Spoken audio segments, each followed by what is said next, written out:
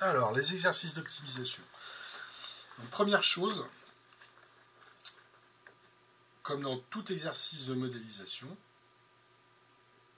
c'est-à-dire l'utilisation des mathématiques pour résoudre un problème de la réalité, la première étape, c'est traduire le problème en langage mathématique. Donc ça, je vous laisse regarder, on l'a déjà beaucoup regardé.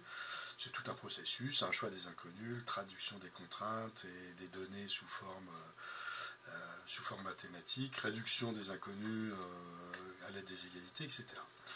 La particularité des exercices de modélisation, d'optimisation, c'est qu'on va modéliser la grandeur à étudier, que l'on cherche à optimiser, soit un volume, soit une aire, soit un bénéfice, sous la forme d'une fonction.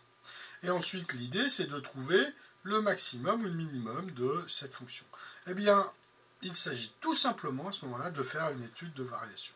Hein, vous ne vous cassez pas la tête, vous faites l'étude de variation. Pourquoi? Parce que quand vous obtenez le tableau de variation, eh bien, si vous voyez ici, c'est la propriété qui nous le dit, quand la dérivée va être nulle, s'annuler et qu'elle va changer de signe, on aura soit un maximum, soit un minimum, selon si la dérivée est positive puis négative, c'est-à-dire la fonction croissante puis décroissante, là on aura un maximum, et l'inverse, on aura un minimum.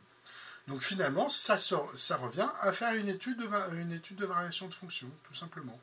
Donc quand vous avez la fonction, vous étudiez, attention, les variations sur le domaine de définition. Donc première, c'est toujours les mêmes étapes, ça on l'a vu.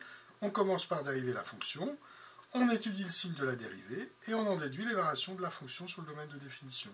Alors là, tout simplement, on fait un tableau de variation. Voilà. Et après, on peut répondre maintenant à la question à l'aide de notre modélisation.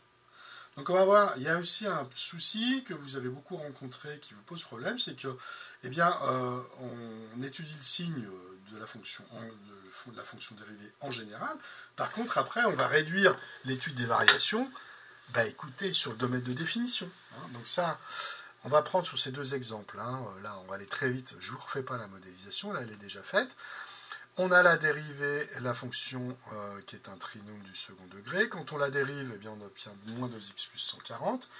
Je dois étudier le signe de cette fonction affine. Je commence par trouver où est-ce qu'elle s'annule, d'accord?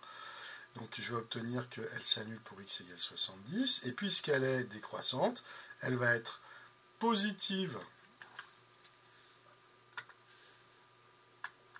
Elle va être positive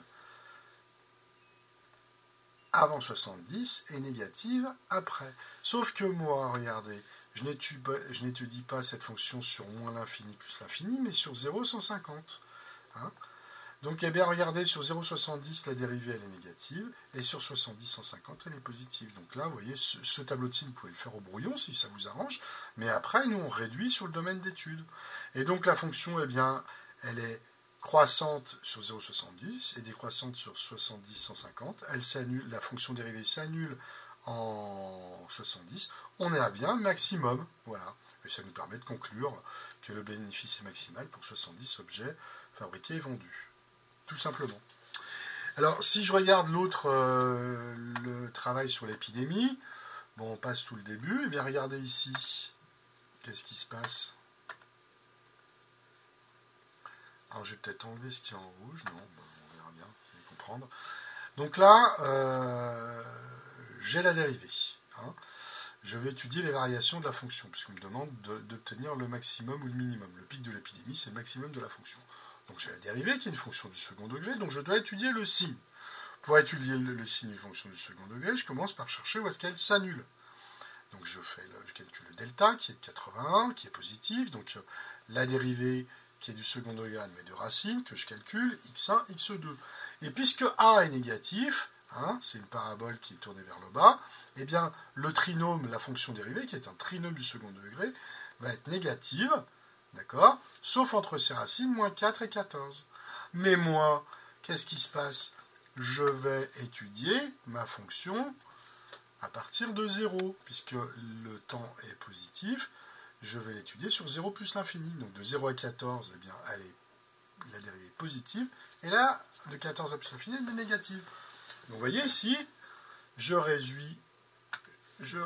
fais mon tableau de variation pour t qui va de 0 à plus l'infini. De 0 à 14, la dérivée est positive, la fonction est croissante. De 14 à plus l'infini, la fonction est négative. La fonction dérivée est négative et la fonction elle, est décroissante. Voilà. Donc écoutez, là j'obtiens très facilement à partir des variations, et ça me suffit pour justifier que le pic de l'épidémie est atteint au bout de 14 jours. Hein, voilà, tout simplement.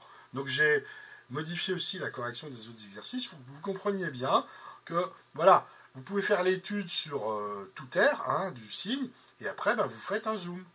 D'accord? Donc là, on fait l'étude sur moins l'infini. Voilà, je pourrais enlever ça. Hein. Vous voyez, là, vous faites l'étude sur moins l'infini. Voilà. Vous commencez par faire ça. Vous faites l'étude, donc la dérivée s'annule et change de signe en moins 4 et 14. Elle est négative, sauf entre ces racines. Et ensuite, eh bien, vous marquez le domaine de définition qui vous oblige à centrer. Voilà, donc tout ça, ça ne m'intéresse pas. Et là, j'ai bien la dérivée qui est négative et positive entre 0 et 14. Voilà, j'espère que ça vous sera utile.